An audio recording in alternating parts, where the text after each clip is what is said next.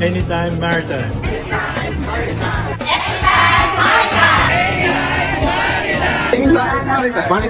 Anytime Maritime. Anytime Maritime.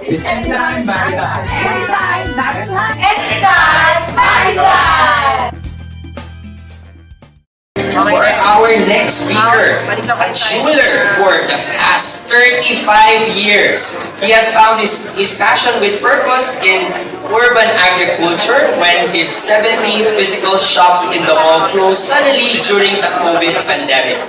A jeweler for over 35 years, he built one of the country's most recognizable retail brand, Silverworks. Sino bang di nakakakilala sa Silverworks? Turning it into a household name in fashion accessories. When the pandemic forced a closure, he faced it head-on and created opportunities beyond jewelry. So to provide work for his place, employees and his team started different advocacy. So today, please welcome our next speaker with his entrepreneurial spirit through Silverworks and his advocacy in urban agriculture. Please welcome Mr.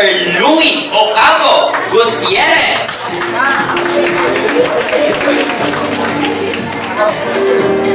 And lastly, known for elevating local dairy to world-class standards, he turned a small family dairy farm into a premium ice cream brand beloved across the country with a focus on quality over shortcuts. He built Carmen's Best on a foundation of honesty, craftsmanship, and pride in Filipino-made products. As a current member of its board, he continues to advocate for excellence in food entrepreneurship, one scoop at a time. Please welcome our final speaker for this panel, Mr. Paco Magsaysay.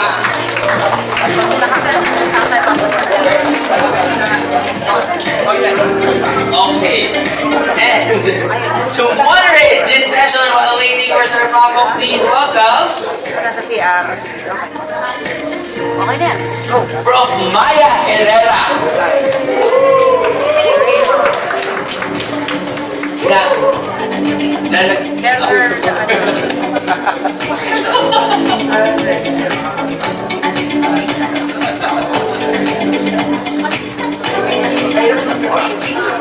Sir Paco.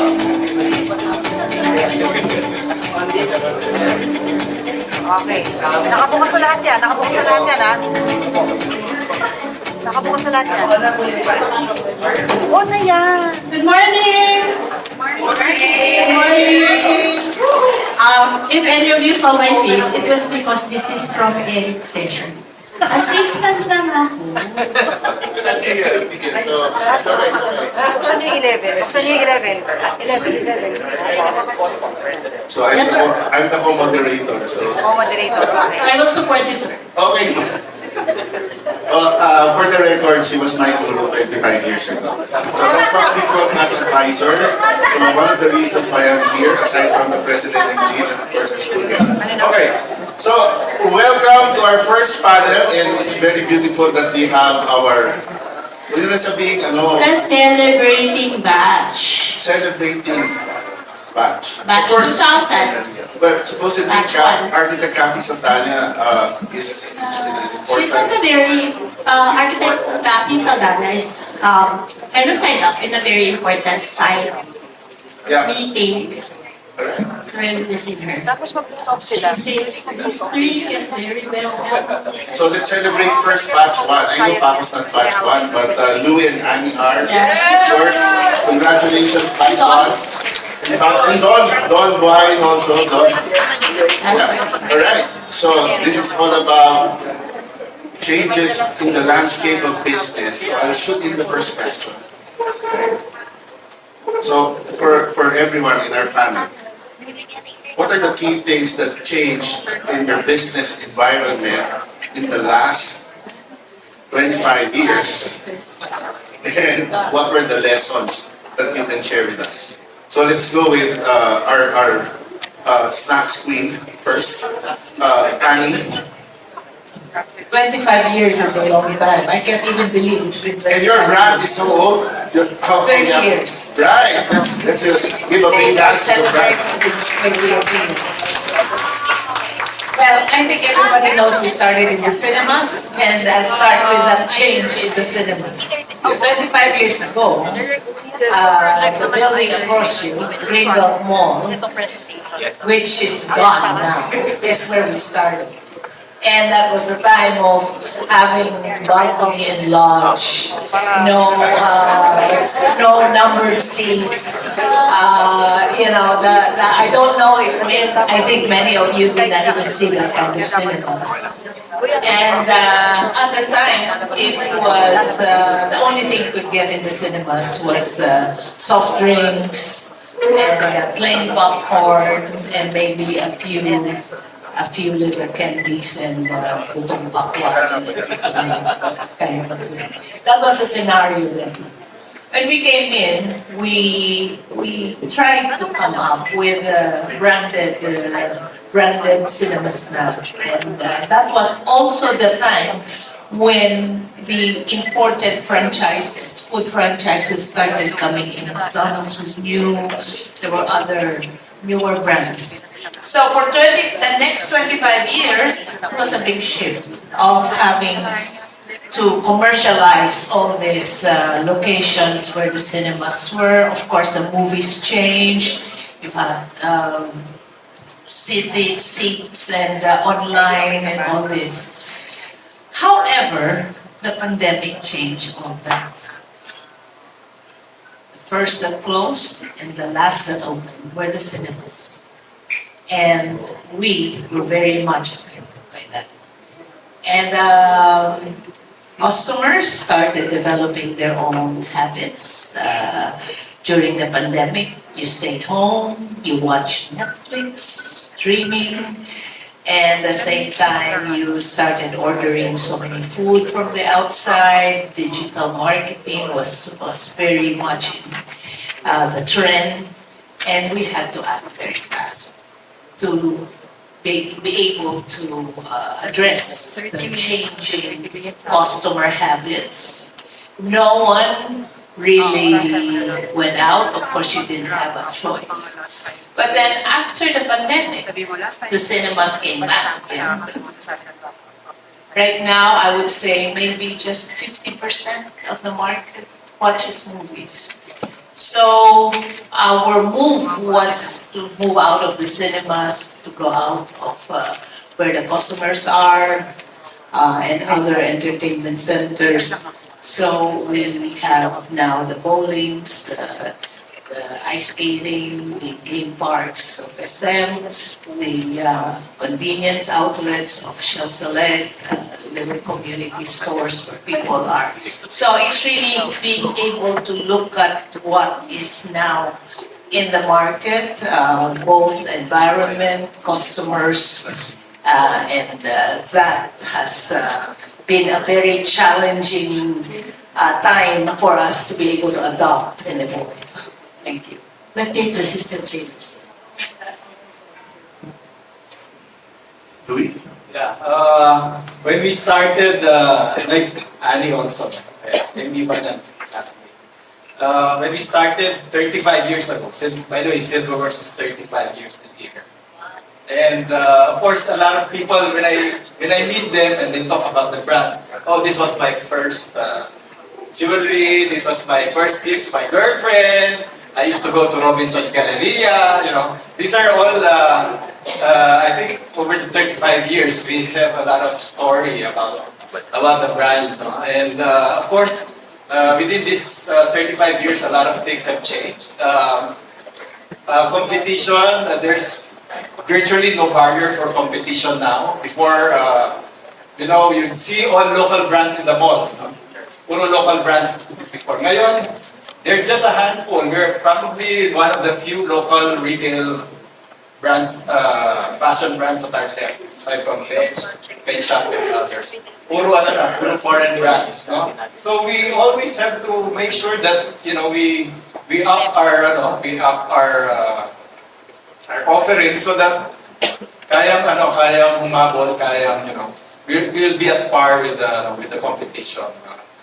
Of course, during the pandemic also, for us then, jewelry was not an essential product, so nobody would, we thought nobody would buy jewelry, but actually we never closed because before the pandemic, we were already doing online. We were already working with Lazada and Shopee and I think that was something that that was really very important to always be in tune with what's happening so that you don't get left out. Sometimes as entrepreneurs, we always take a backseat. Okay na yan, you're doing well, we're okay. Let's not move to other things that are risky. But I think it's always very important to take that risk. To take that risk and where there are no new players. So it's always best to be the one to start it and be the benchmark, and then of course others will follow, and then you do other new things again. So this has always been what's happening in retail for the last 35 years. I like that, be the benchmark. Yeah. Yes, good morning. So I actually enrolled in the ME course in 2008 with a different business. It was the cable TV business. Yeah, because so if you look at my case in the library, it's not ice cream. But yeah, it wasn't, Carmen's Best kasi was incorporated in 2009, the year I graduated. So I'll just answer your question based on Carmen's Best. Well, I remember in the early 2000s, the ice cream scene was primarily for premium. It was Häagen-Dazs. They had, I think, 5 shops around Metro Manila, and it was quite expensive. I remember I would only go there for special occasions. We launched the ice cream business in 2011. And I remember 2010, 2009, I would reach out to my cousin Jojo. We call him Jojo. We don't call him Joman. So I would reach out to Jojo because he had been in the food business for such a long time prior to 2010. So I was asking Jojo, we would have lunch together, and how the scene was and all that.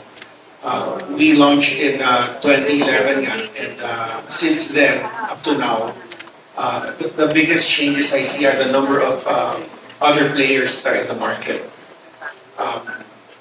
I remember about 2 years ago, Häagen-Dazs tried to come back to the Philippines, and they eventually pulled out again.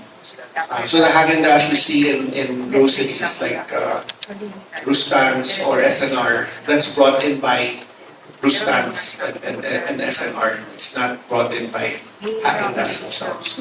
So it's very, it's a very difficult product to cold chain because it has to be frozen from point A to point B. And if you don't have production in the market where you sell or where you make it, you're already at a big disadvantage. And a lot of these foreign ice cream manufacturers do not have facilities in the Philippines. So mas lamang talaga yung mga gumagawa dito sa Pilipinas. But aside from that, I think the palette for people to try different flavors, pay a higher price. Because more Filipinos travel now because of the budget carriers and all these discounts. So Filipinos get to travel around more. Nag-iiba rin yung kanilang taste. So I always say that it's not really bad, but you just have to keep on adjusting. Okay.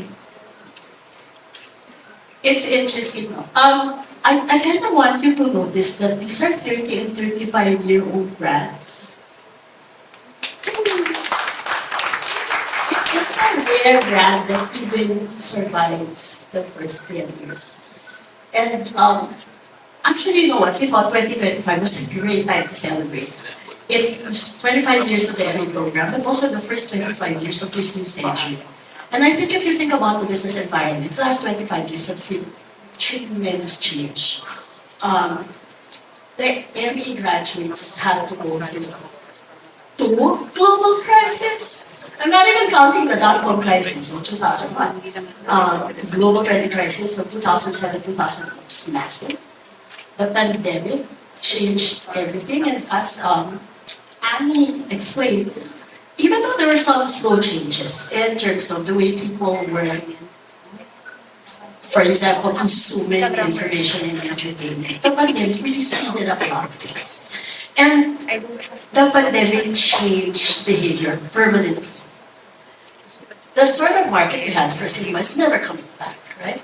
Well, I don't think It's so. never coming back. Because most of us will watch in our huge TV set. It's a rare movie you will go to the cinema for. You wait until it's in Netflix or Disney, right? We chose these guys because one of the industries that has changed so much is retail and essentially fast moving. The malls go empty. Right? They will have to massively change.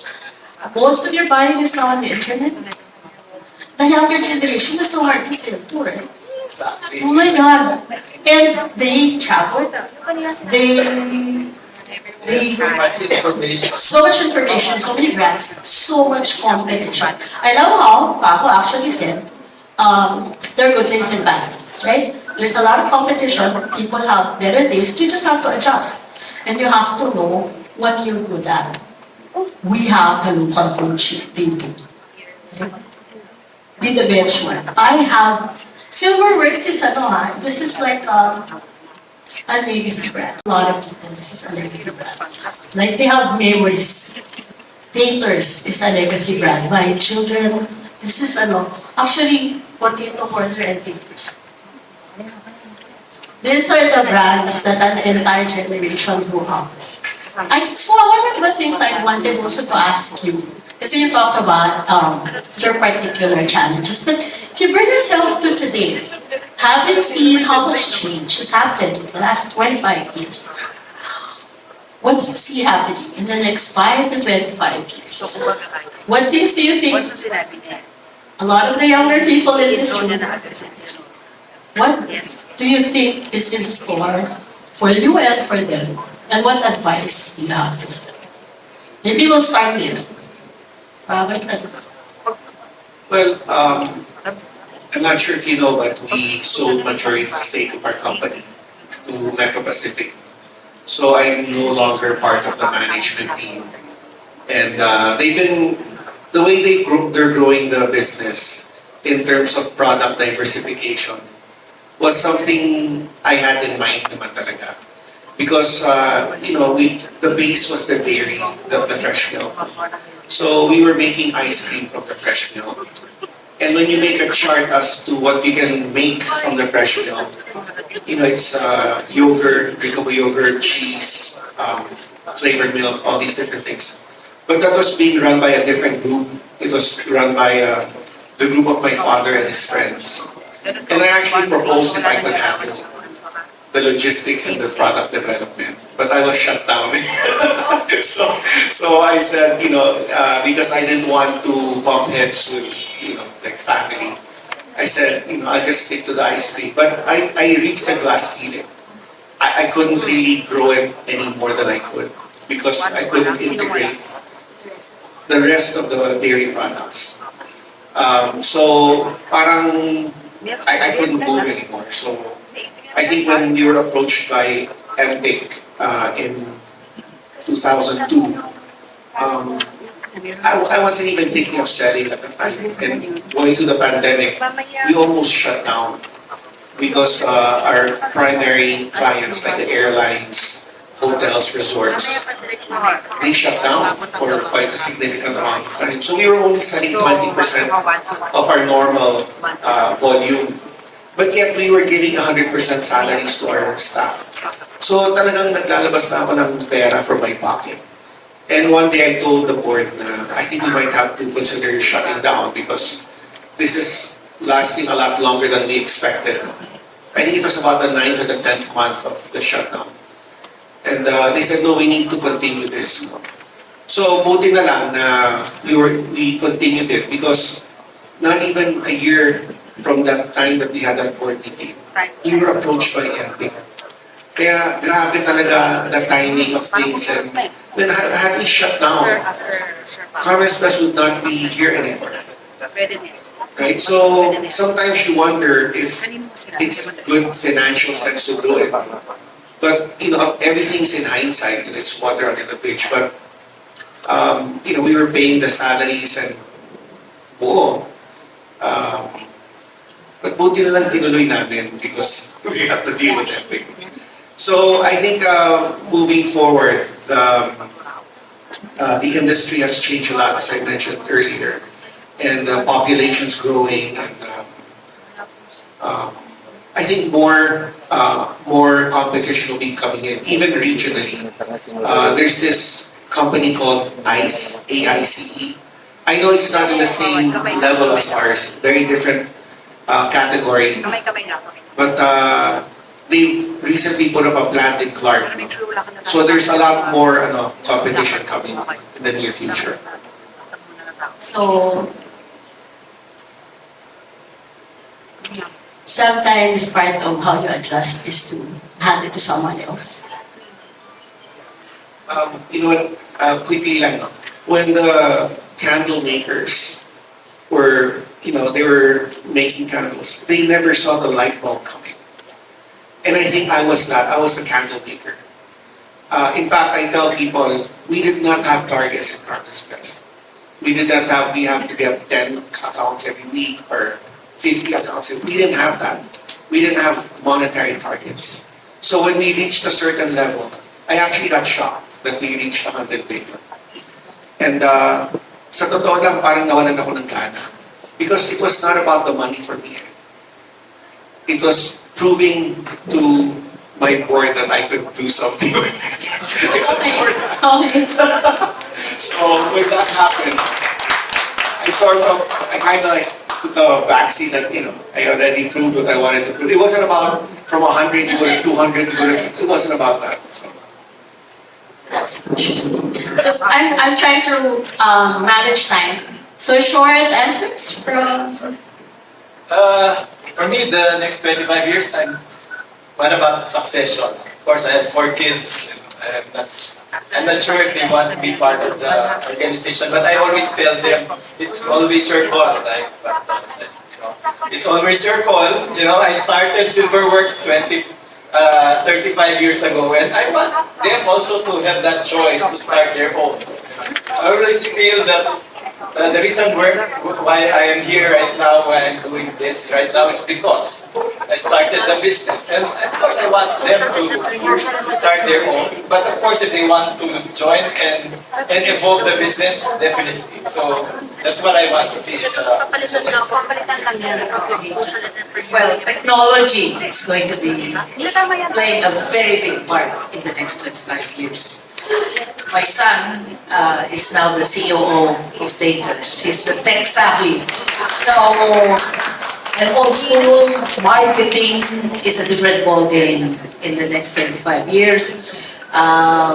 Customers will always be more difficult to please in the next 25 years. AI is, I was just telling briefly, I was telling my son yesterday, why don't you give this kid a job proofreading our manuals? And he said, but that can be done with AI. I said, so now, building jobs will be much less. So I trust the next generation to actually run our businesses in the next 25 years. So, evolving customers, competition, markets, AI, robotics, succession, how do you keep your brand alive? But also, I think what is unique to businesses in this room is that it's not just about the money. It's about your personal vision. I hope the rest of the day He is just as enlightening to you as this panel. Thank you very much. Mike, before you close this particular session, to all the current ME or those who just graduated 2 years ago, your capstone is all about entrepreneur and enterprise. And some of you are asking, why do we need to plan our lives? Ladies and gentlemen, this is who you will be 25 years from now. Right?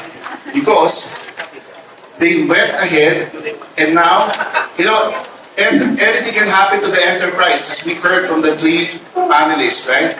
There is something that's going to be staying here is the entrepreneur. So let's give it up for everyone here who belong to Gen 1. And at this point, we would like to present our token of appreciation to our panelists.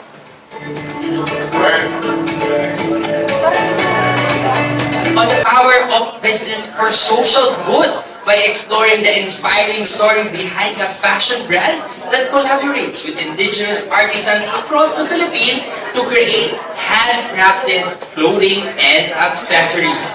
Taking us into the journey will be an entrepreneur with vision and courage who created an international fashion brand that helped preserves indigenous craft while building a brand that Filipinos everywhere can be proud of. Ladies and gentlemen, please welcome the founder and creative director of Philip and Ina, Miss Leonora Calviri. Let's give her a big round of applause.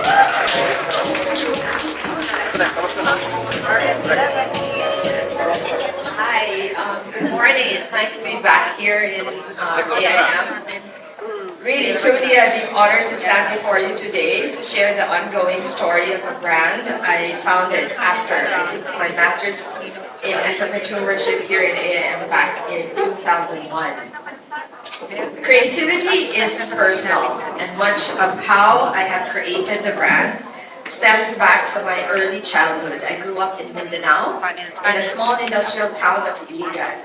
The influence of Philippine culture was evident at a very young age, and my parents instilling love for Philippine culture and appreciation for it. At age 2, I wore my first barong saya, and at 9, I wore my very first terno.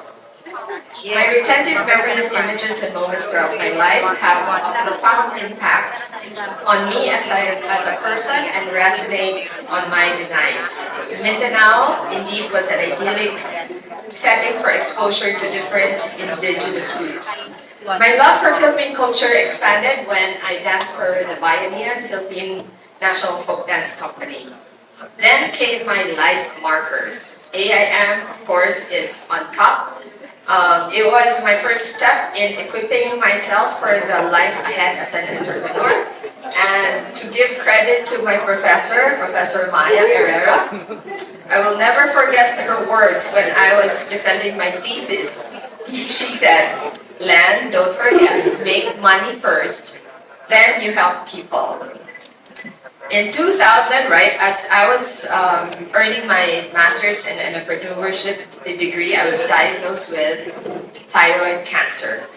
And the words that gave me comfort that time was a verse from John 11, verse 4. When he heard this, Jesus said, "This sickness will not end in death. No, it's for God's glory, so God's Son may be glorified through it." When life dealt me with a cancer card, I was changed, and somehow death became a reality. And it forced to make me think of my purpose in life. I started seeking for what I was meant to be doing.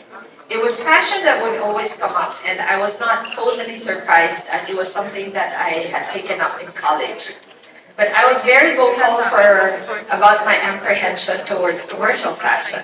And so as I prayed to God that He would lead me to a place in fashion that was different and special.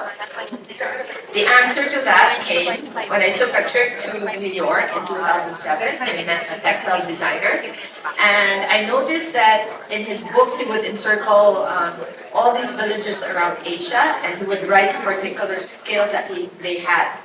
And that was a eureka moment for me, as at that moment I knew that I was going to do the same thing and work with artisans around the Philippines. So in 2009, I founded a brand, and I was adamant about not having an eponymous line, but a brand name that would point back to the Philippines. So I started with the most obvious, I'm a Filipina. We added the binary operator that indicates addition to symbolize two things coming together to create and celebrate create pieces together. So it was either tradition and contemporary coming together, or it was me and the artisans working together. So Filipina is inspired by artistic and indigenous traditions around the Philippines.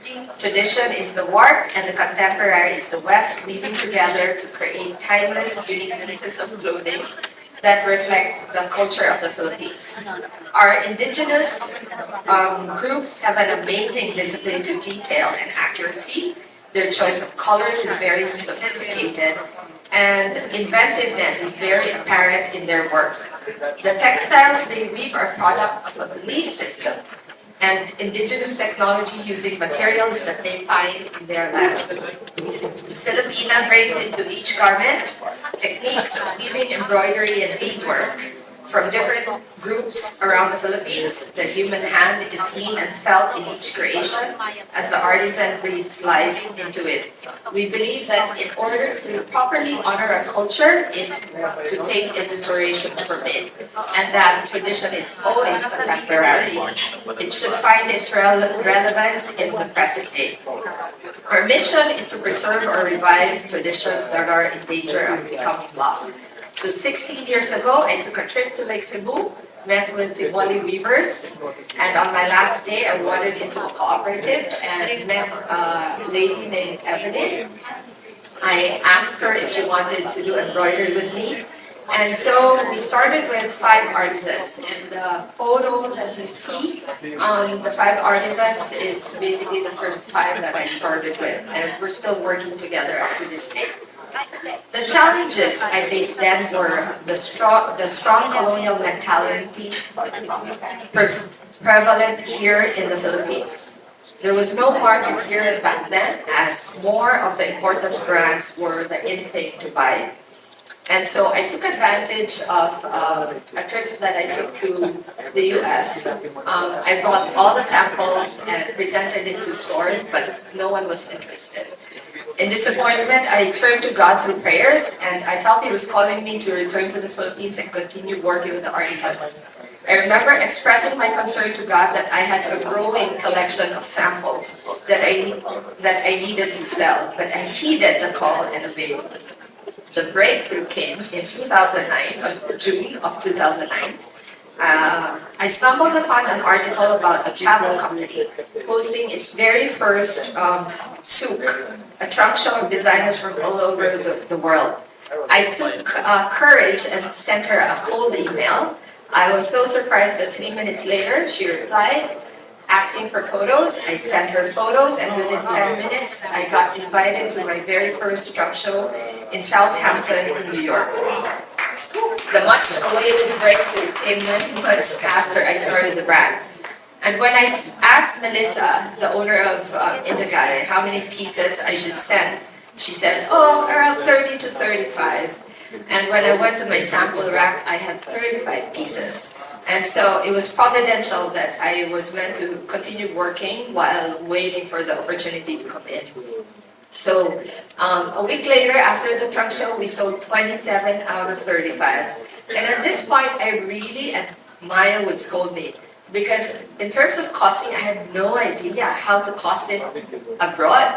I knew how to cost it in the Philippines, but the US is a different market. And so at that time, Tory Burch was the popular designer. So I basically went through her website, looked at her pieces, and I thought, oh, she's selling her shorts at like $150, but mine's hand embroidered. So mine should be at least a bit higher. So I sold it, I think, at $190 US. The first 5 years of Filipina was basically trunk shows all over the US. We did shows in Greenwich, Connecticut, in New York, Palm Beach, Dallas, San Francisco, I think in LA. And it was enough to just keep the brand going. But at the same time, started to feel guilty about foreigners getting first dibs of the pieces that we created.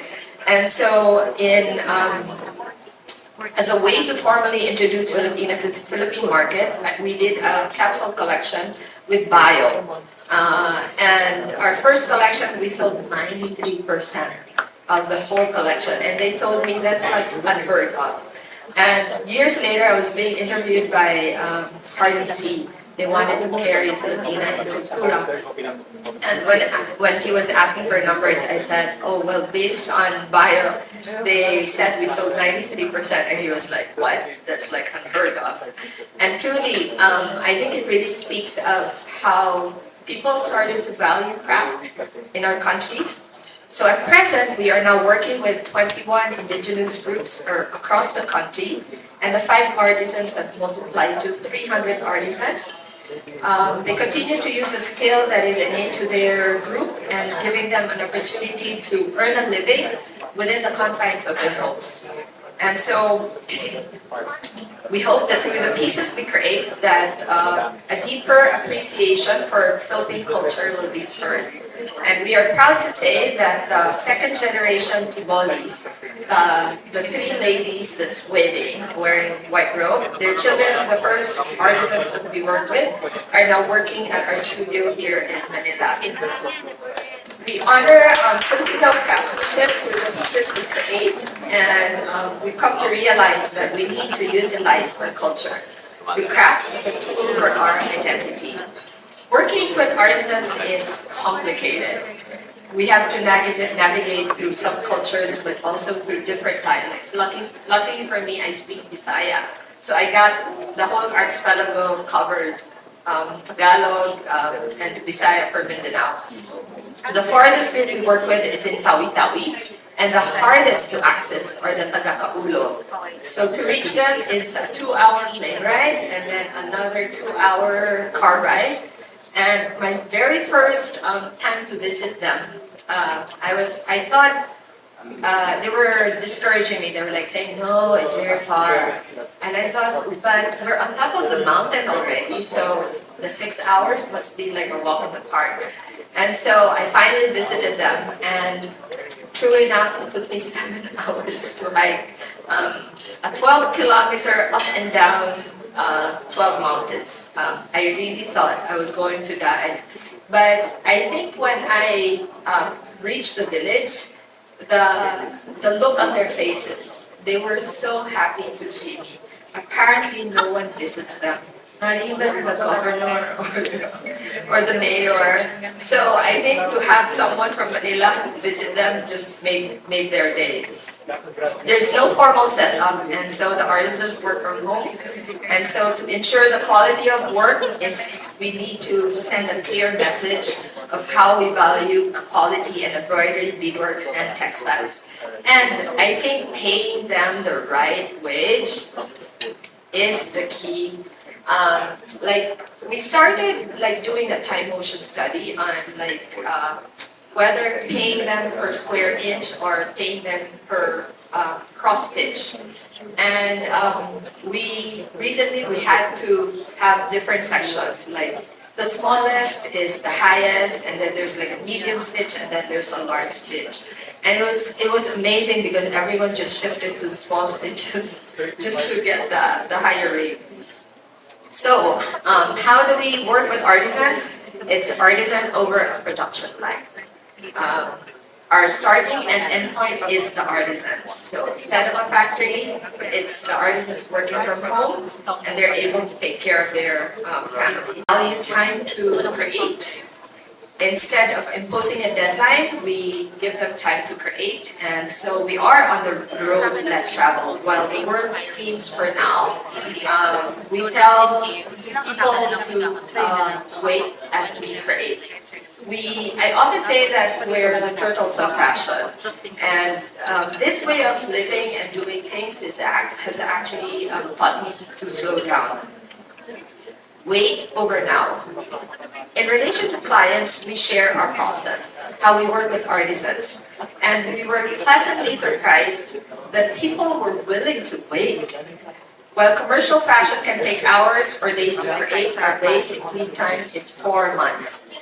And we just delivered a fully embroidered coat to a client in New York, and she waited a year and 2 months. Handcraft over machines. Craft in the Philippines is reflect a culture rooted in the work of the hands. Whether it's the intricate carvings on the wood or the slow rhythm of a loom or the patience of hands embroidering on a fabric, we honor Filipino craftsmanship through the pieces that we create. I'm adamant about working with the hands. Even the inside of our clothes are hand-hemmed. We don't have like an overhedge machine in our studio. Relationship over transaction. Visiting artisans is a must. I really set aside time to visit them, and for me this is very important. As visiting them, you get to see how they live. I think they open up to you as you share a meal, and I become sensitive to where they're coming from. My last trip to the Tagakaulo took us 7 hours again.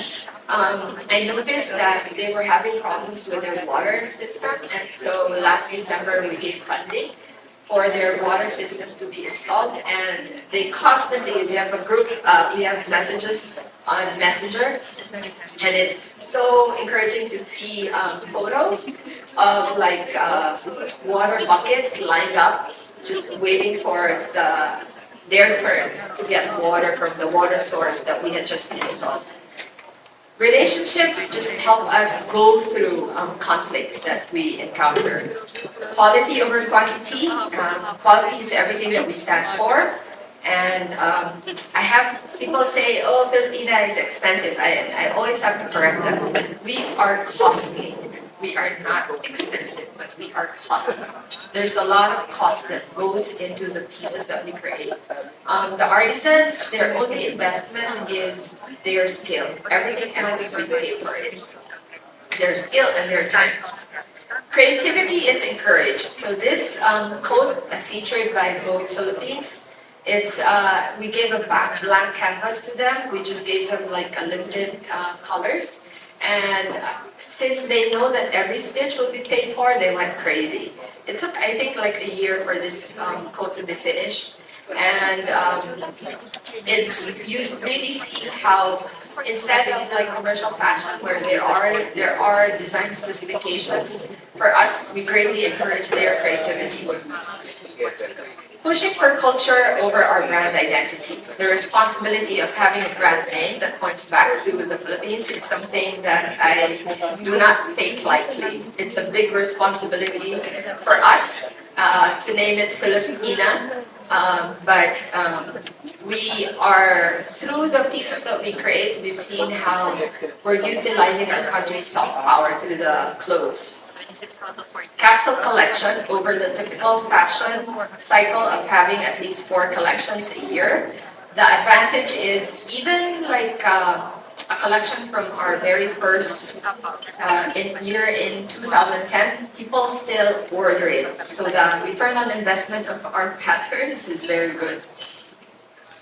And we do limited quantities. So when we have a new collection, we only produce like 24, and then when it sells out, then people can order, and they can even specify certain orders that they want.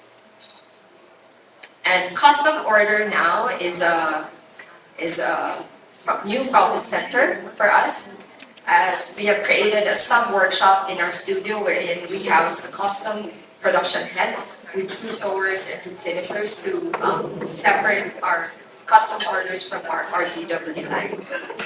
Stories behind the scenes. There's a lot to share, but I think, when I started Filipina, there was no clear procedure, and so mistakes were bound to happen along the way. I first met the Tagakaulo back in 2015, And in 2017, so that's the journey to the Tagakaolo, and those are the mountains that we go up and down. We did the shoot in Palawan, and we paired a traditional garment with a bathing suit. And when it was published, there were reactions, and I was called out for cultural appropriation. The community was offended, and I was practically bashed online. And while everyone had something to say, I decided to just focus on what the Tagakaulo had to say. So I flew down to Sarangani to personally apologize. And I had time to reflect. I was worried, of course, that I would be prohibited from working with them again. But when I was finally called, I had to face 17 tribal leaders expressing their hurt and disappointment over the photo. And when I was given a chance, I kept it simple. I said, I take full responsibility, and I'm here to accept whatever consequence is given to me.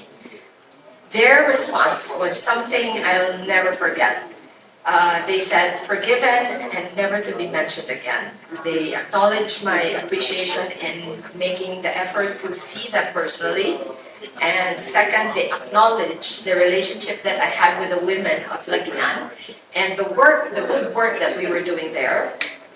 And lastly, they said that the Tagakaulo, they value forgiveness. And we had to go through a ritual, and after the ritual, the forgiveness, and it is meant never to be mentioned again. And mention it because it was a turning point in the brand. Sometimes you look at like a big trial in your brand as a negative, but I think it made my brand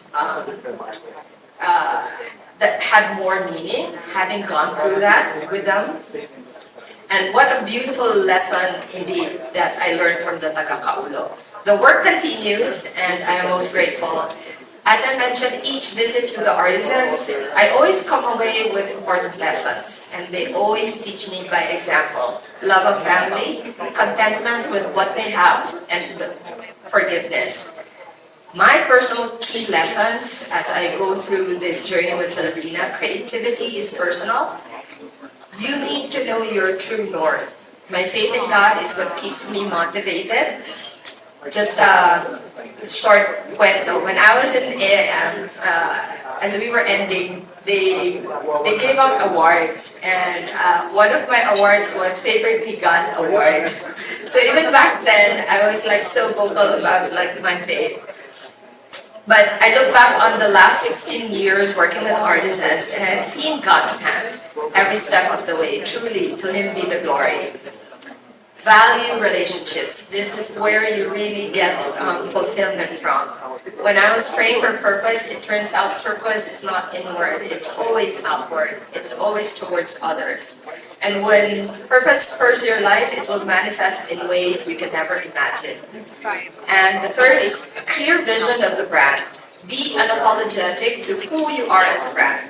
Learning to say no. And believe me, I've said no to so many people. Only because I really want to protect the way we work with the artisans. Business lessons learned. Control your distribution. It's because of complicated production process that we are forced to control our distribution. Our products are not easily accessible, thereby increasing their perceived value. Control your brand identity. Brand's image is most valuable asset, and maintaining a strict control over how the brand is perceived is essential for sustainability, its exclusivity, and desirability. Control your pricing. We have a formula that we follow, and another formula for the market abroad. So the market here is our wholesale, and then for the market abroad, we do like another markup. So price increases can drive short-term profits, but it needs to be managed carefully to carefully avoid alienating customers and eroding brand equity. But also, what's next is margins, and that's where I think maintaining healthy margins is essential for sustaining the brand. We have good, comfortable margins. And during the pandemic, we did not have to pivot. We continued working with the artisans because they were working from home anyway. And even our workshop here, they would just walk to the workshop. So all throughout the pandemic, I get embarrassed when I be invited to speak in like fashion talks. And everyone's like asking, how did you pivot? And my answer was like, oh, we did not pivot, we're actually still working. And so I really see the beauty of like taking it slow because that's what actually saved us over the pandemic. Other things that I am doing in relation to Filipina. As a member of CPRI, the Cultural Intellectual Property Rights Initiative, it's a global initiative. We follow the 3C guide, consent, credit, and compensation. We work directly with the artisans, acknowledge where and who created the garment, and we give them proper compensation. So we actually allocate 25% of our profit at the end of the year to give back to the artisans. And the way we give it back to them is we tell them, and these are just not all the groups, the major groups that contribute the most in terms of the collection. So earlier on, we started with 10% of their total output for the year. Then we increased to 50, then we increased to 20, and then last year they were so shocked because I was telling them, you know, if you made 100,000, then that means 25,000 will go back to you. And so a lot of them really, truly, like as I was leaving, some were like crying. I think they were just not expecting that they'd be getting that amount. Another project that we have is the Back to the Loom project. So we help build a weaving center for young man. And another project that's close to my heart is the Utah program.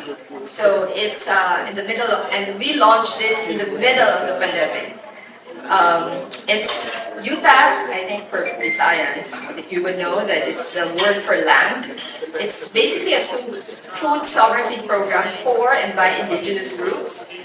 I'm not sure if you know, but the indigenous people are key in climate resilience as 85% of biodiversity hotspots in the Philippines are actually in ancestral domains. So this food sovereignty program works with the artisans to enhance their food systems by applying traditional ecological knowledge with permaculture. And it's our way to make an impact on the lives of the artisans and their families as they restore and develop their own regenerative and self-sufficient food systems. So our first project is in Lake Cebu, so they named it Tonok, which is land in their dialect, and this is Nancy, one of the 5 artisans that we started working with 16 years ago. Our first phase was 50 artisans working on 2 demo sites. We had an angel donor who gave funding for this, and then the second phase, Smart Infinity came in to fund it, and now we're about to start on our 3rd phase. Tradition is not meaning to look after the ashes, but to keep the flame alive. And culture and our rich traditions in weaving, beadwork, and embroidery was and continues to be our inspiration for Filipina. Sama-sama, we all have the opportunity to contribute in the pages of our history. Filipinos are innate storytellers. As we write chapters of our own personal stories, may we ask, what is my story of being Filipino? Culture is our fingerprint. It is what defines us as a people. And through our story, we share what makes us Filipino. Life presents us with so many choices every day. And the choice I made 16 years ago to work with artisans around the Philippines has brought me here before you today. Thank you for letting me share my story. May the choices we make, or the choices made in our favor, bring forth in our lives not only a personal purpose, but also one for national patrimony. And allow me to share my favorite verse. It's my prayer for Filipina. It's Psalm 90, verse 17. May the favor of the Lord our God rest upon us. Establish the work of our hands for us. Yes, establish the work of our hands. From our hands to yours, may the beauty, depth, and integrity of each garment bring a deep appreciation for what is distinctly Filipino, distinctly Filipina. Salamat po.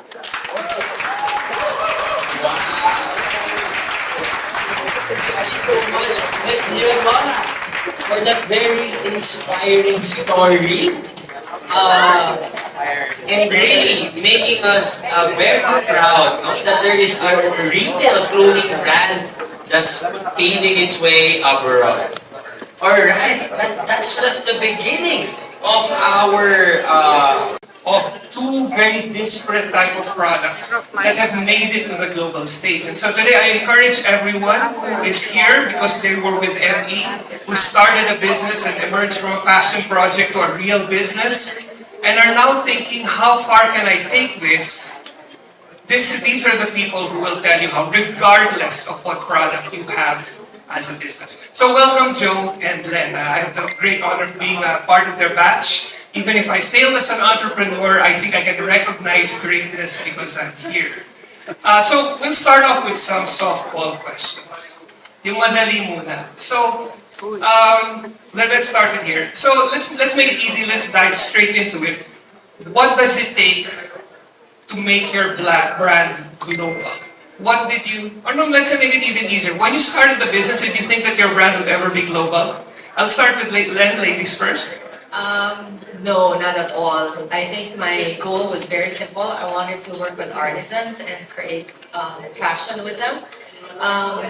But as I mentioned, there was that colonial mentality that was a big wall that I had to overcome. And the only way to go around it was try to sell in the US so I get accepted here. And luckily for me, that's what happened. Like opportunities just opened up. But in order for a brand to become global, I believe it really has to be unique. And where do we find our uniqueness? It's really in our culture. And so I think for Filipina, that's what made it appealing to the global market, is because it was something that they had not seen before. And it was something different from their culture.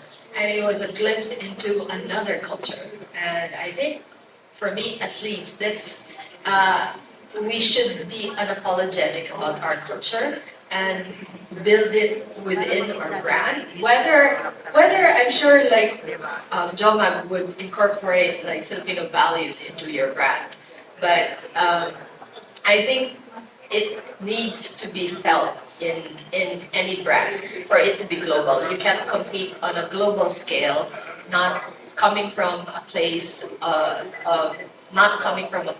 authenticity. But did you start as a social enterprise? And did you say, okay, I'm going to take this global? The moment you got interested, I know you're in clothing, you took clothing tech. Yes. And so you said, okay, I'm going to build. Did you start off by saying, I'm going to build a brand? Or did you say, you know what, there's so much good stuff here in the Philippines. Let me try to help those first who create that unique product. Global ba talaga kaagad? No. It was really for us to realize what we had.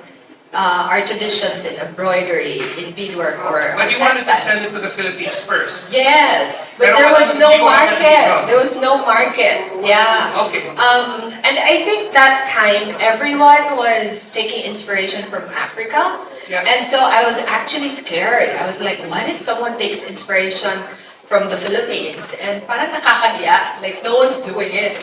And so I thought, okay, I think that's a way to create a brand, really utilizing skills that's innate to our culture. Okay. So now the question diverges. Kasi that was so specific, so unique. Africa, we're talking about Africa, we're talking about culture. How about Joe? I mean, when you started out, when you set up your food cart, that's your origin story, diba? I want to create a food cart. I want to make fries, the most ordinary thing that when they serve a burger, fries is on the side. It's that lowly a kind of food. Patatas lang to. So when you started the business, was that in your mind? Did you already have that vision, or explain to us how it kind of quickly how it evolved from something that is a side dish to say, holy crap, I think this is going to go global. What was your origin story, and quickly how did it become that? Nakachamba kami dyan. It's always better to be lucky than good, right? Chamba, lucky. We were just lucky. Maybe God helped us also kasi trabaho naman ako, di ba? I was working so hard at Wendy's. I spent 10 years working my ass off at Wendy's. So, maybe sabi ni Lord, siguro naman, pagbigyan ko na to. Well, there was no vision. It was It's just component pa rin talaga. me and my partners just wanted to put up, we just wanted to put up a business para magkapera kami. Sideline lang. Sideline kasi nagtatrabaho pa ako sa Wendy's. So, sideline lang para makabili ng cellphone. Kasi para baka makabili ng kotse. Never ako nagkaroon ng brand new na kotse. Okay. Para second hand. Binibili ko parang pinakamura dyan na tumatakbo naman. But anyway, chamba talaga. I mean, luck. But we were lucky because we stumbled on flavored fries. And the base was French fries. We didn't realize that, we only realized, kasi di ba, hindsight is 2020. You realize, wow, French fries pala. It's already a staple food. Okay, thank you to Jollibee, to Burger King, to McDonald's. They already made French fries so popular that when we entered, we just tweaked it a little by adding flavor. Wow, patok na patok agad. So aside from I didn't leave Wendy's because I thought, ay, sideline lang to, wala ito. Hindi nga, yun. Ibang kwento ba yun? The president of Wendy's called me to his office after 1 month of Potato Corner. Mamili nga, Wendy's or Potato Corner. okay, and you said I thanked him because he gave me a choice. Kasi I also was committed and accountable to my partners. And I said, I'll run this for us. so. You made the leap. You took the risk. It was painful because I was leaving the 15:30, the job security. It was so painful. I was crying talaga. In short, he made firing me very nice. He shook my hands. Oh, good luck, Jomaga. Be careful lang. It's so hard to deal with partners. May banta pa, no? Tinakot ka ba? Na boss, matagal na ako. I love Tito Pardo because he made his own book. And then he put up 3 pages of me there. I decided to make John McLeod because I knew he was an entrepreneur. Pinaganda pa niya. You took credit pa for yourself. Yeah, tama. So it was we were lucky because French fries was a staple food. And going global means you have to have something maybe people understand. And because we were not saying we're Filipino, in fact, I never boasted we were Filipino. In fact, when we entered, very different from Lynn's approach, no? we entered Cebu. We didn't say we awarded the master franchisee to our Cebu partner franchisee. We didn't say to the Cebuanos we were from Manila. Our franchisee said, "You're from Cebu." Kasi a lot of Bisaya, I think, Potato Corner also started in Cebu. So no, that's interesting because as funny as it sounds, that kind of plays into appreciating something because it's part of your culture. And while it was maybe an unintentional marketing ploy to say that Cebu, that Potato Corner started in Cebu, to endear yourself to the Cebuanos, because we all know at the time the Cebuano market might be very notorious in terms of loving their own. They are. So until now, and I think the Visayan thing as well, whether you think it's political of that Imperial Manila and we're Cebu and we're the South, we have to be original, we're different, we're better. So that's interesting. Let's dwell on that. And I think because your globalism really starts from the way you approach culture. So when did you realize, Len, that your particular type of cultural approach was the key? Or did you see that right away? You mentioned Tory Burch, which is not Filipino at all. But when did you know that your cultural key or your anchor was going to be the way that will break you through the global market? I saw it personally 2 years after I started doing truck shows in the US when Explain trunk shows. I got so question. truck shows is Trunk show. basically like, they gather designers in one place and we have our racks and they invite people. And so there were 2 years that I was not present because it was too expensive to travel. But after 2 years, they were like saying, Len, you better come because there's just too many questions about your clothes that we cannot answer. And so I made my first appearance and lo and behold, who did I meet? Tony Birch. Going Did to you my tell her the rack. story? And I thought, parang it was like it went full circle kasi I wanted to tell her, oh, actually, you're the basis of my price point. But that's when I saw firsthand. Like, they kept on saying, I've never seen anything like this before. When they would see a piña fabric that was fully embroidered, they'd be, oh, is this lace from Italy or from Switzerland? And parang, Embrace. it wasn't even me saying, it was them, their perception of the pieces that were created by artisans. That's when I saw how important it is that I can't help but keep on repeating it. How in our businesses we really need to incorporate a Filipino value or something Filipino that sets it apart from our competitors. And so when I was selling there, I got picked up by stores only because they would see I got a call from Florida. And when I asked him, oh, how did you find out about the brand? And he said, oh, my friend saw her friend wearing your clothes. So it was by word of mouth and I think that's what's so powerful when something is rooted in culture because it's so unique, they'll remember it. Well, I'll take that a little bit in another direction, just because you're so different. It sounds like with the Cebu example, cultural anonymity was one of your keys. No? Is that fair to say that everyone thought this is just a local product? Like, and I'll ask this: when you expanded in the Philippines, was there any emphasis that it was A, Filipino, and B? And then when you brought it abroad, was there any way that you positioned the product as Filipino, or did you just let people think, oh, this is just French fries and the franchisee or the business owner is probably Filipino, even if it was in another country? Because that's unique cultural strategy. This one was just more an anonymous kind of strategy. Well, you're right. We were quiet. We were very quiet about being Filipino because we know, we understand in food. Filipino food was not popular at the time. And French fries That time, no. is so very. So in fact, when we were trying to enter the US, we had a possible of entering the US. I asked the marketing guru in the US,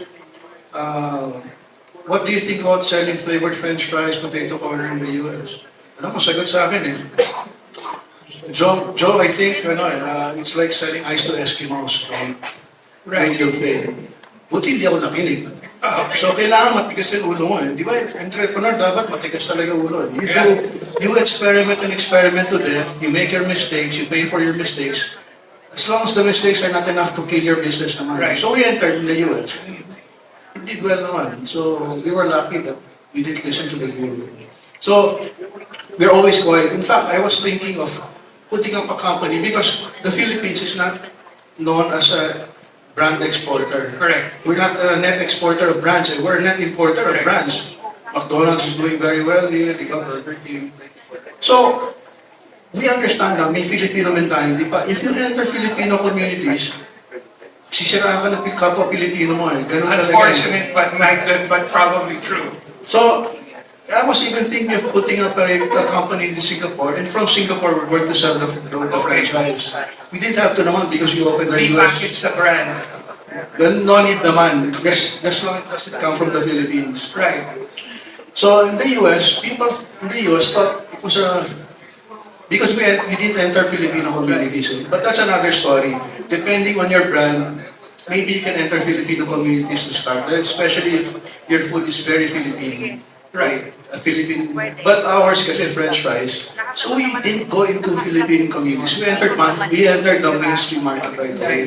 That's why Bagay we were mainstream product na siya. Yes, that's why French fries. we were never branded as a Filipino product outside the Philippines. Always when we enter mainstream markets all over the world.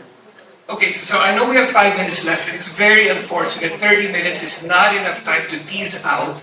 But clearly, cultural, it really depends. So the strategy is different. This is very cultural heavy. Yung kay Len, kay Joe, medyo culturally anonymous. Now let's talk about social media now. Let's go all the way, flash forward. You said that your product was, you felt that component that it's word of mouth.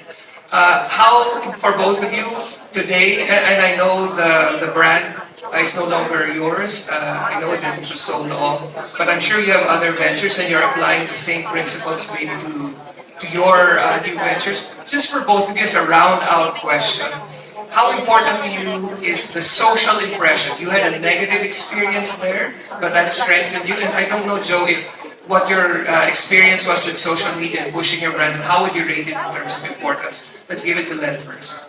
You mean like social media at present day? Well, just that social media journey. I don't know how long social media has been a factor in your, but where did it start, the recognition, and how far has it pushed it forward or held it back?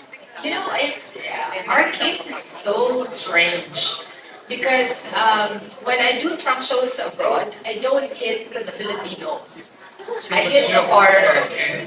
But when I go online, and we're about to launch our international online platform, I hit the Filipinos. Okay. And so strange, like Do you get support from them when you push it on, when it gets pushed on social media? yes, but I think it's like my first seven. Okay, here, my first 7 years of Filipina was mainly abroad, and then because of the pandemic, the market shifted. So the last 7 years it was here in the Philippines, and so our challenge moving forward is actually how to straddle both markets, the international and the local market. And so we're trying to do online, we're trying to just like beef up on our website, but a lot of the clients who buy from me who are not Filipinos abroad don't go online. And so my only way to cater to them is through stores or personally do shows abroad. So your initial, because of your exclusivity siguro, maybe that's not the market to buy online, Yeah. but you're trying to bring it back, and the Filipinos are very online personality, Yes, and then you have yes. to market it there. So before I go to Joe, social media, net negative or net positive for your business? What Net answer? positive. Net positive. Yeah. Net positive. It is. Okay, let's go to Joe. This is something that you positioned not for Filipinos. You didn't go into Filipino communities, but I'm sure you got picked up in social media as Filipinos saw your brand abroad. Can you explain the influence of social media on your product when you first felt it, and then anything that supported it into becoming the global brand that it is today? For social media and for PR, what I can share with you is third party is very important. We didn't post anything. We never posted anything. We didn't advertise anything. Third party, like for example, Independent third party, yung mga actual kumakain ng production, production. kumakain o yung ibang nakikita nila, na-experience nila, sila nag-post, and that meant so much to our development overseas. Because mas believable yung third party nagsasabi, masarap yan or okay yan. Hindi yung ikaw nagsasabi, we never did that. And we realized, ito pala yung tama, never talk about yourself. Let others say how good you are or how sarap you are. Okay. Again, social media, if you were to do it all over again, social media, net positive, net negative. Positive. Net positive. Ladies and gentlemen, please give a round of applause to our two massive entrepreneurs, Len and Joe. Thanks very much, guys, for talking to us today. Thanks. I'd like to ask our moderator, together with our two panel speakers, to please stay on stage. I'd like to invite Professor Eric Kaeng to join us for the award and the certificate. Thank you so much, Len, Joe, and Len Nora. Stage, the President and Dean of the Asian Institute of, sorry, I stand corrected. Next.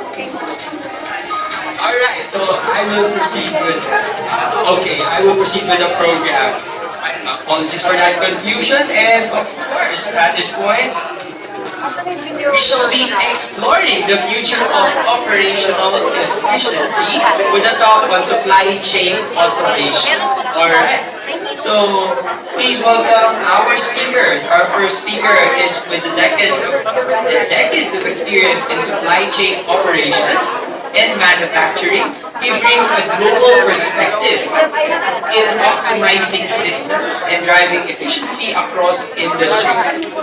Though he is unable to join us in person today, his insight remains valuable in helping us understand how automation is shaping the future of business. And he's here. He's here. Sorry, miscommunication. Alright.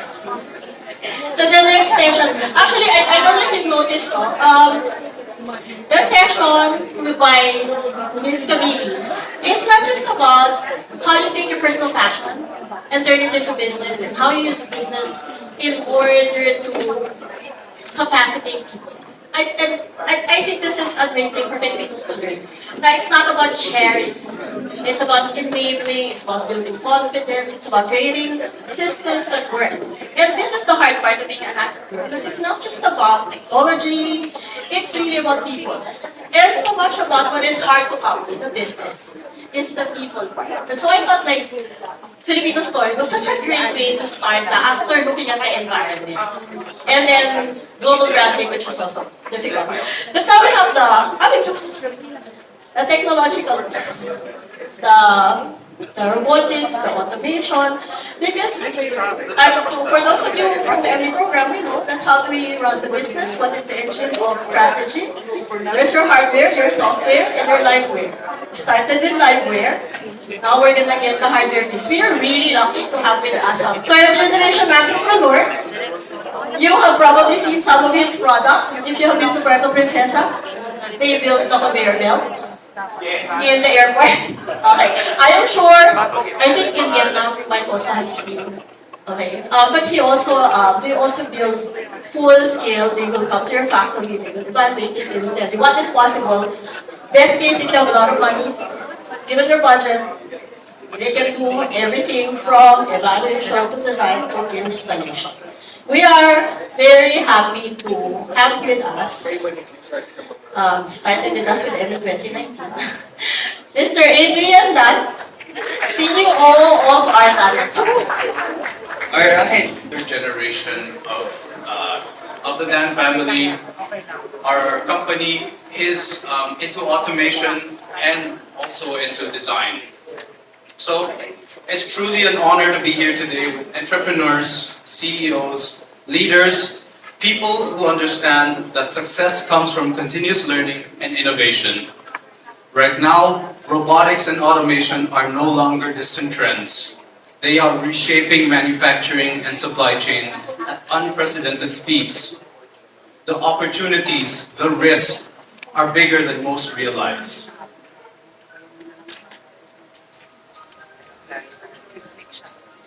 So, I want you all to imagine a factory that runs 24/7, where complex electronics are assembled at almost perfect precision. From raw material handling to final assembly, robots handle everything.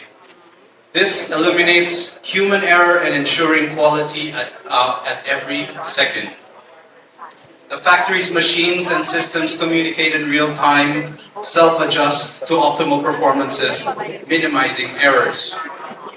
AI systems monitor the production live, catching issues before they appear. The factory even has its fully automated cleaning team, which ensure that the components are pristine so that no one needs to hire cleaners anymore. Does this sound like science fiction to you? It's not. It's happening now. Sorry. This is happening now in Xiaomi's next-gen smart factory. Unveiled last year, the factory operates in total darkness. This is because the machines do not need light to see, or are there any people inside. This fully automated AI-driven facility is an example of a dark factory, something that has become more common in the coming years. It runs every second of every day with no human intervention, integrating AI and big data to streamline production, and Xiaomi has poured over $330 million to an 81,000 square meter facility, which has an annual production of 10 million mobile devices. Let's see it in action.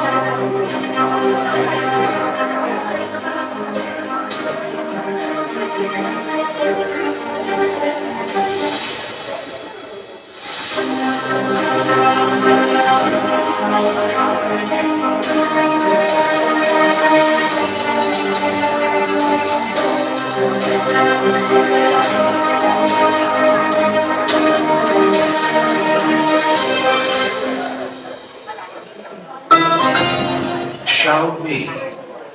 This factory is a blueprint for future of global manufacturing. Big corporations are looking into innovations and AI robotics to get an edge over the competition.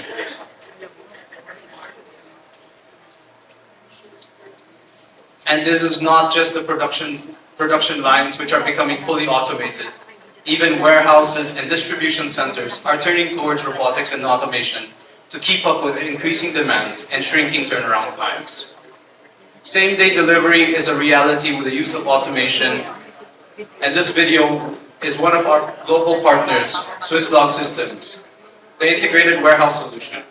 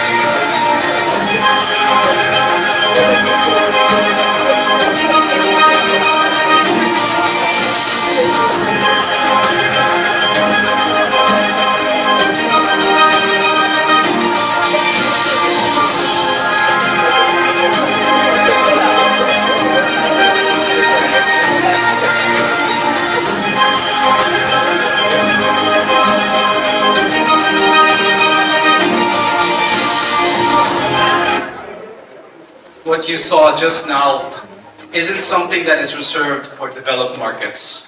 Locally, we are already working with some of the largest companies in manufacturing, logistics, and e-commerce to upgrade their system and to implement solutions like this. Over the next 15 minutes, we'll explore how these innovations fundamentally transform business models by unlocking gains across the value chain. We will look at current trends in manufacturing, how leading companies are using these now, and most importantly, how you can harness these technologies to future-proof your business.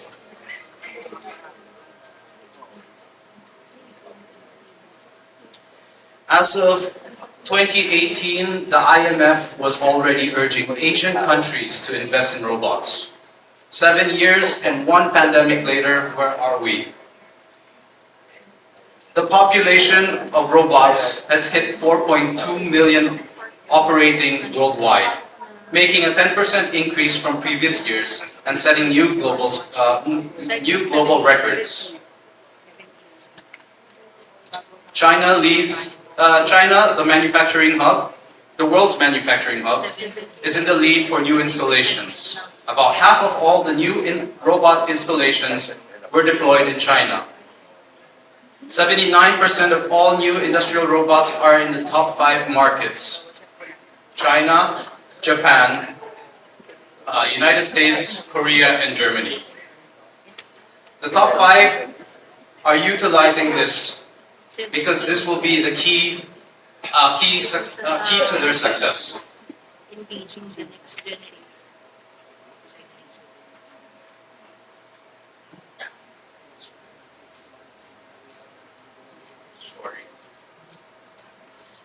In fact, the World Economic Forum, more than 90% of the organizations in China see AI and robotics as key technologies to transforming their business in 2025 and beyond. These companies and countries are positioning themselves to lead Industry 4.0. Industry 4.0 refers to the fourth industrial revolution, characterized by the integration of advanced digital technologies into manufacturing and industrial practices. It builds on the previous industrial revolution, which focused on first, mechanization, mass production second, and automation and computers third. Industry 4.0 is driven by a combination of several key technologies: automation, big data, cloud computing, autonomous, IoT, and data management.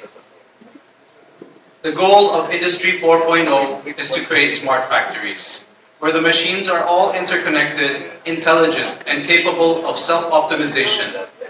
This leads to increased quality, flexibility, faster production cycles, lower costs, and the ability to customize products with greater precision. It transforms industry like manufacturing, automotive, logistics, and even agriculture. Increasing production capacity, innovative companies are capturing benefits across the entire manufacturing value chain. Increasing production capacity, reducing material losses, improving customer service, delivering lead times, achieving higher employee satisfaction, and reducing the environmental impact. Scaled across networks, these gains can fundamentally transform a company's competitive position. And according to McKinsey, it is not uncommon to see up to 50% reduction in machine downtime influenced by a shift of AI predictive maintenance, 30% increases in productivity, and 85% more accurate forecasting. So now we move on to local challenges and opportunities. We see rising minimum wage trends. So I think si Prof has a reaction or a question just off the bat from the presentation. Then we'll get into the meat and potatoes of the discussion. But go ahead, Prof. Sorry, Adrian. I'm just going to ask a difficult question, but don't worry, I won't ask very difficult question. I like the product, I like the concept.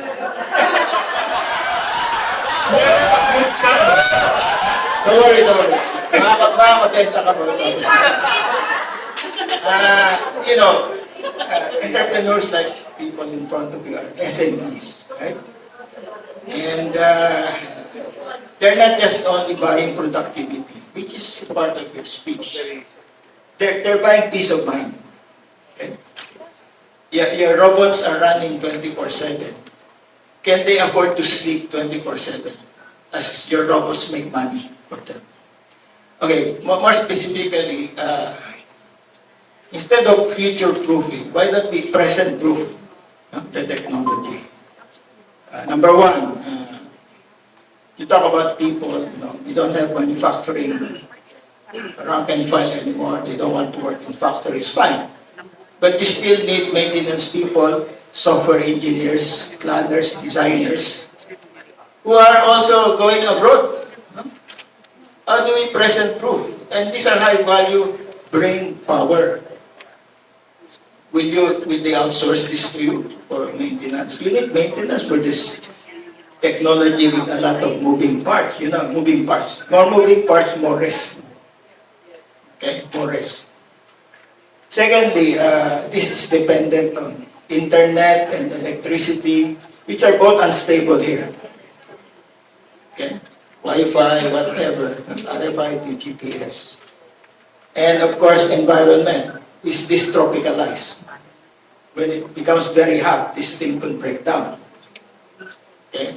And China is different. It's not always hot there. It's not a tropical country like Philippines. I know you have answers here, right? So, Ninenervous na yung ating so if you speaker. want to sell this, they're sold on productivity. Huh? They're sold. But are they sold on peace of mind? Because they want to sleep also like your robots are running. That's my point. How do you address this? Brain power, unstable utilities like electricity and internet, and climate change. Right? It's getting hotter. Today it's very hot. Can your robots withstand this heat? Okay, those are just my questions. Okay, maybe I'll start with the labor concerns. I really believe that if you pay the right amount to employees here, especially if they have the know-how and the knowledge, they deserve it. They shouldn't be leaving for countries like Singapore, Australia. So in my company, my automation engineers, give them the right salary. It's not, again, we talk about upskilling, teaching people to learn more about robotics. If not, they get left behind anyways. We want them to better themselves. We want them to see more, to bring home more to their families as well. So I really believe when you give people the right salary, especially the know-how, and it's better. It brings the Philippines up. So that's one in terms of labor. Can I butt in before you Yes. go to the second question? You know, paying salary, that's fixed cost. Right? Can they not, in the early stage of automation, outsource this to you, maintenance and everything? Because that becomes valuable. Then they get assurance of the best expertise. Yes. Rather than hiring full-time, they cannot afford that. Yes. Okay? It might cancel the savings in rank and file because they're gonna pay them a high salary for this fixed cost. They cannot afford fixed costs, these people. So yeah, San and JTI originally they said, "Oh, I want to operate the system by myself," and I said, "Yes, we can do that for you. We can teach you how to do that." At the same time, they said, we're having such an issue hiring people in Batangas, in Laguna. So we opted to say, we offered them, can we do the maintenance for you? So my company, which employs 155 employees, goes to the site every quarter, doing the preventive maintenance, doing the predictive maintenance, showing them, okay, it's not hard to run this machine. Yes, it's scary. You run a machine, if something goes wrong, what's going to happen to my production? We promise our customers an SLA of 24 hours. We're on site. But at the same time, we also train them and teach them because there's so much more opportunities. They also are the ones that think about what else can we do inside the factory. Let me jump in for a second. Kasi what we want to do here is to see if we can get people into this thing of automation, right? How many people here have businesses as large as MY San? Can you raise your hands, please? How many people have businesses that are actually much smaller? Raise your hand. Okay, so we'll try to bring it down quickly. Okay, yeah, sorry. No, okay lang. I also work with very small companies, There you go. SMEs. I believe that there are opportunities. Companies like, if you know CLN, CLN is into distribution of shoes and garments. How big are they, do you think? Are they a medium-scale company? They're medium-scale. I would say employees, 100 million in assets, mga ganun. I would say maybe less than 200 employees. Okay, so we brought it down a little. Sige. Right. There are also smaller companies that I work with. But in distribution, there's a lot of opportunities. DCs, wow, there are, I could talk all day about what type of equipment are going in the DCs now. Auto sort and retrieval systems, picking systems, there's so much. But SMEs can also utilize automation. It's not limited. But you have to start small. You can start with, yeah, as I mentioned, cobot, or even just a simple conveyor transporting goods back. Sige, let's start with that. So, well, let's say you're a small company, not small, but let's say small moving to medium. So maybe you have 25 to 50 employees. I noticed that you had a slide where automation actually is broken down into multiple pieces, including data gathering, including analysis of data. And in fact, the physical robotics of it is probably the end result of capturing all that data, because you have to design the parameters of time and motion for that robot. So if you have, I would say first, what kind of business can benefit from automation, given the fact that automation from the robotics side is actually probably closer to the end of the line, where data gathering is at the front side. So when you start automation, what company would first qualify as an automation? Would Len Kabili's type of company qualify as an automation potential, or Joe Magsaysay? Give us where we would start in self-assessing our businesses, where we might be thinking about automation. What do we have to have? What is our point in business? If Joe Mag is producing French fries and the washing of fries, then there is a lot of conveyors there. Okay? You don't need to go all the way to robotics. You can start off with a simple conveyor of washing the potatoes and going into shredding the potatoes. But if the volume is high enough, and you're also having issues with labor and cleaning the products, then you can consistency. Washing the potatoes is troublesome. You have to brush the potato, dip it, and the like. So when you're talking about automation, the first question that an entrepreneur might ask themselves, is my business hinged on a particular consistency of product, which it's not achieving at the moment? Kasi the small businesses might be getting away with variables in terms of size and weight and manufacturing, but as they grow bigger, the expectations get higher, their distribution expectations of the product. So this is where you might want to start, correct? Yes. And then the other point that you're making is when time of production is important. So consistency and volume. Another thing, if you're, I worked with a company that was just sorting vegetables. Very That's a small. great example. How small is that? How small is small? Maybe 10 employees. Okay, perfect. 10 Okay. employees. What they were trying to sort is mungo beans. They want to remove the... Not a fun experience, I can imagine. You pick off all the mungo beans. Even just that, you can make a conveyor, not a conveyor, but a sorter. A sorter. To easily remove the black, what do you call this? The black beans. Right. And that can be sorted through shape, through size, through color. And that was a very simple system where it's vibrating. Right. Sorting through different holes. So it's not just this. Yeah. This is a bigger picture. I believe that Philippines does have a lot more potential in terms of automation. But for small SMEs, which we have a lot of, there's certain things we can do. Sorting okra, sorting mungo beans. There's a lot. Correct. So in other words, I think just to dissuade the notion, kasi the pictures that you showed are nice, but having a humanoid robot will say, oh, I'm not even close to that. And so can you give us an example of, so we see that the problem to be solved might be consistency and volume, diba? You talked about hybrid, so you're now going to say, I need consistency and volume, but there's still a component that requires human. Can you talk to us about the hybrid kind of where the mechanized robot is working in conjunction with a human worker? Can you give us an example of that, and where might it have been applied, either in a line that you built or a new business that said, this is my first step into robotics after I get all the data in terms of what my business needs are? Okay, I will say again, conveyors would be the first step into getting into automation. That is just pure mechanical. You don't need to go into the nitty-gritty of programming, PLCs, and the like. Okay. but for robots like the collaborative robot, Collaborative, that's okay, we right. call cobots in short, they can actually help out in simple tasks.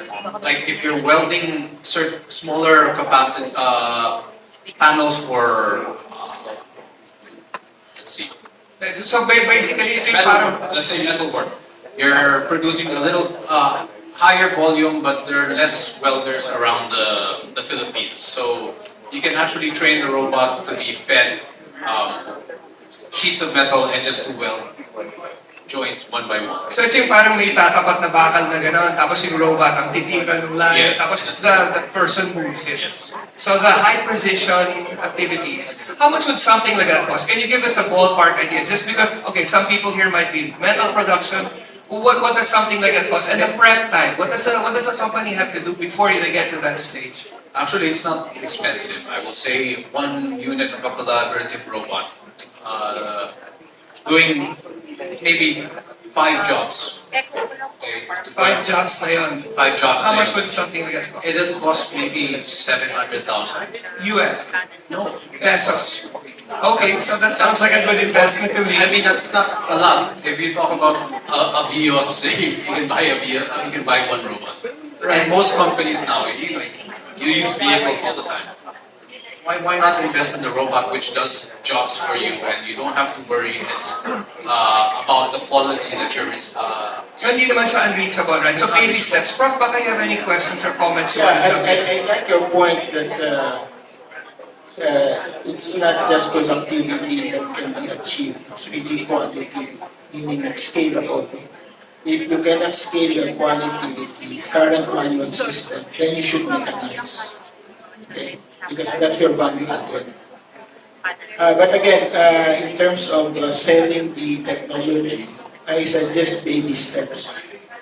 Before we go to AI and all these, high-tech gadgets, I think SMEs will have to learn how to mechanize manual activities. Mechanize, that's different from automation. I think what you mentioned was mechanization. That's already a cultural shift. Cultural. They're not used to mechanization. Now, once they get used to mechanization, this is baby step. You move to automation. Once you get used to automation, then you move to AI-assisted automation, which is the highest level. Right now, I think the resistance here is mechanization. Can you leave this work to machines?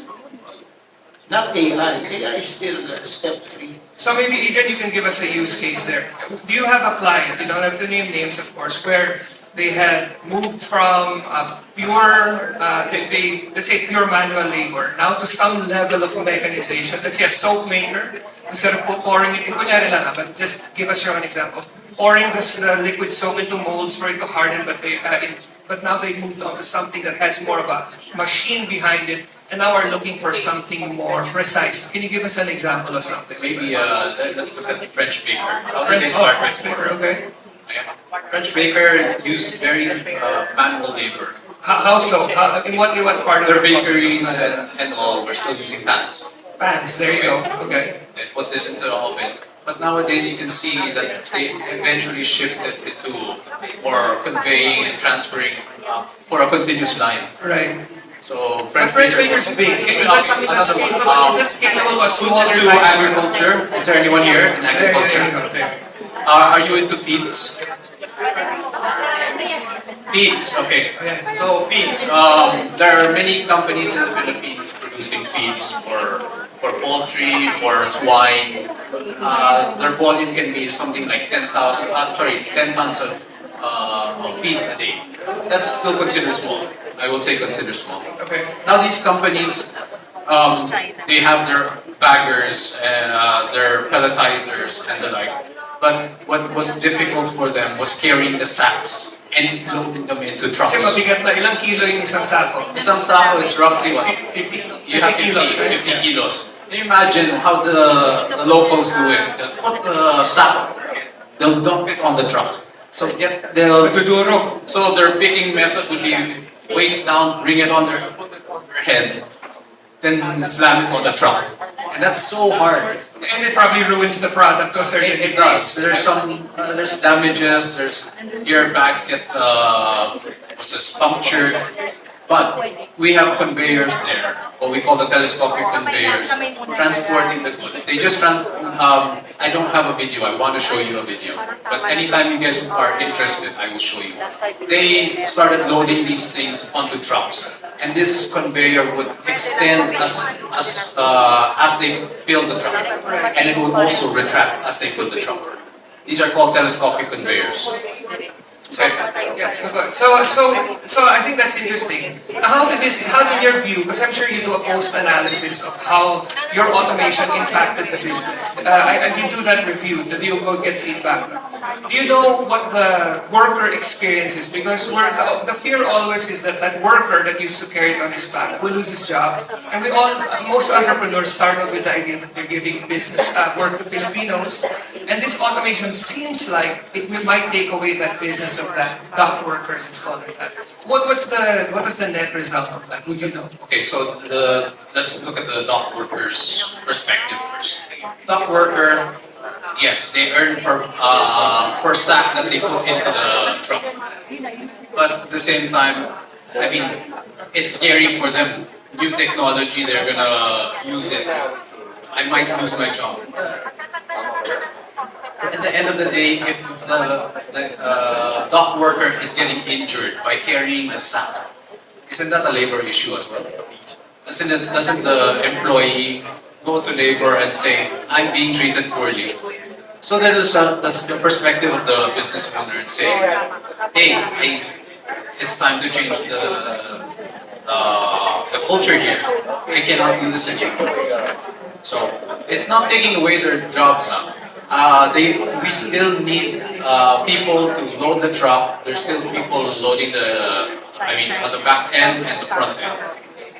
But at the same time, there's a safety factor that they're being given. I have a customer, see Cargill. I named the name, but Cargill. They have better practice now. Best practice talaga siya.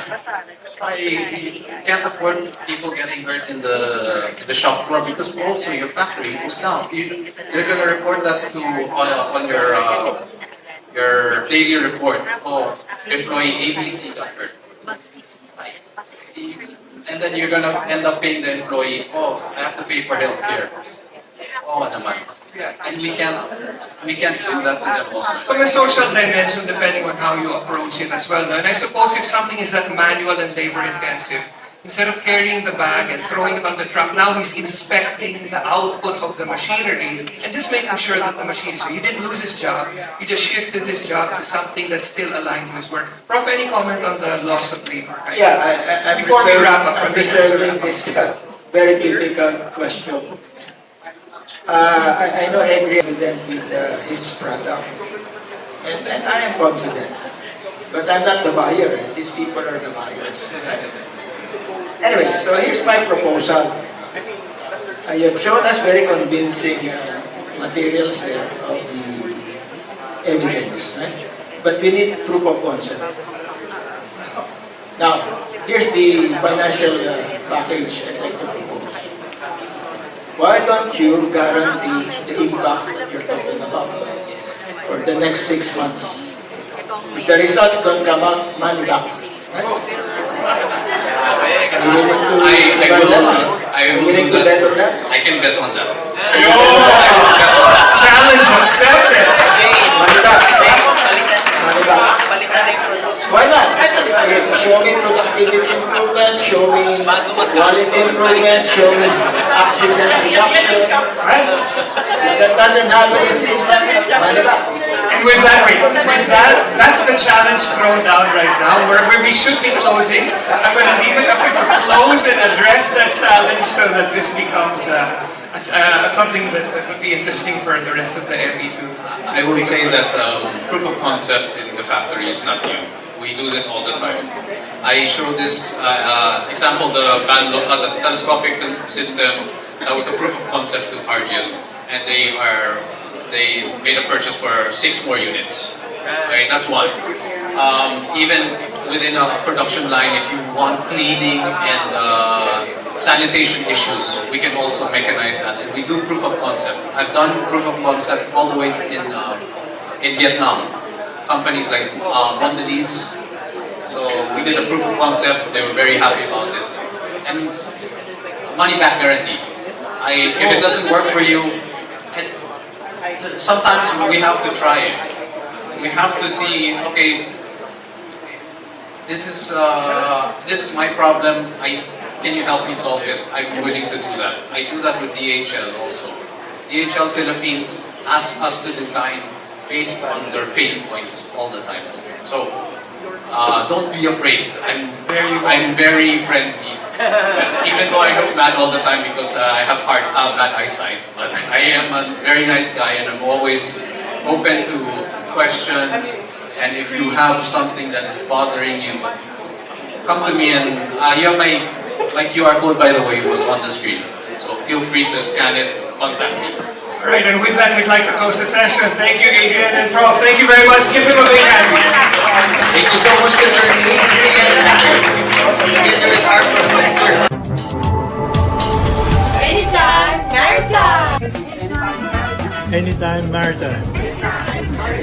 Anytime, maritime. Anytime, Marta.